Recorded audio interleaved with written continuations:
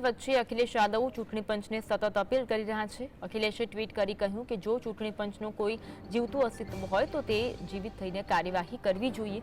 અખિલેશે કહ્યું કે પોલીસે લોકોના આઈડી ચેક ન કરવા જોઈએ, રસ્તાઓ બંધ ન કરવા જોઈએ, મતદારોના આઈડી જપ્ત ન કરવા જોઈએ, અસલી આઈડીને ફેક આઈડી જાહેર કરી જેલમાં નાખવાની ધમકીઓ આપવી જોઈએ નહીં, મતદાનની ઝડપ ઘટવી જોઈએ નહીં, સમય બગાડવો ન જોઈએ, જરૂર જણાય તો મતદાનનો સમય લંબાવવો જોઈએ, વહીવટી તંત્રે સત્તાના પ્રતિનિધિ ન બનવું જોઈએ, ચૂંટણીની ગેરરીતિઓના તમામ વિડીયો રેકોર્ડિંગની વાસ્તવિક સમયની નોંધ લઈ અપ્રામાણિક અધિકારીઓને તાત્કાલિક દૂર કરવા જોઈએ।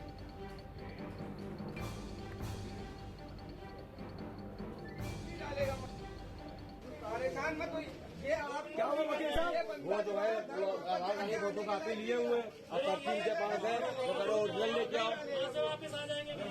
नहीं डालेगा वो नहीं डालेगा, वहाँ से वापस आ जाएगा। सही बात है, आप यहाँ से वापस भेजने का राइट नहीं है आपको। ये चुनाव आयोग ने निर्देश दिए हैं कि पुलिस कहीं भी चेक नहीं कर सकती आईडी। भाजपा इन उपचुनावों के लिए इतनी बेईमानी कर रही है क्योंकि इसे जनता भी हरा रही है और उसके अपने लोग भी हरा रहे हैं।